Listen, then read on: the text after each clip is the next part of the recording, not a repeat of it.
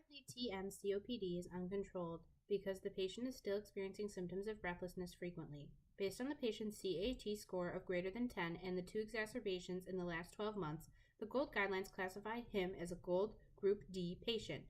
Patients in this category are recommended to be treated with an inhaled corticosteroid and long-acting beta-agonist combination and/or a long-acting muscarinic antagonist as the first line in therapy.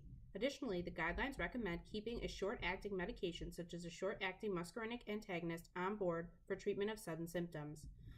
Second-line therapy options for this class maintain use of short-acting agents, but alternatively recommend use of PDE4 inhibitors in combination with the inhaled corticosteroid and long-acting beta-agonist.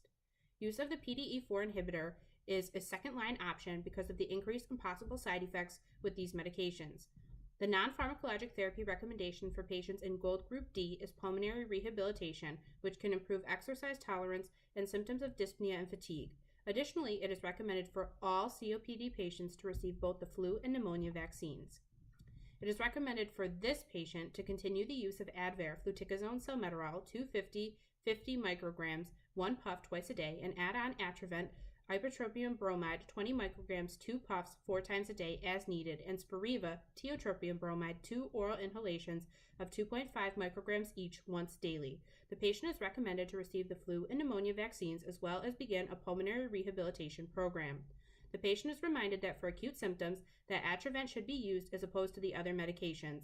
Proper inhalation technique for each product will be reviewed with the patient. The patient is also going to be counseled on side effects of the medication such as dry mouth, headache, urinary retention, and dizziness. Additionally, the patient is reminded to rinse out his mouth after use of the Advair Discus. Any signs of worsening symptoms should be reported to a healthcare provider, and a follow-up should be scheduled for approximately 3 to 4 weeks to assess medication effectiveness.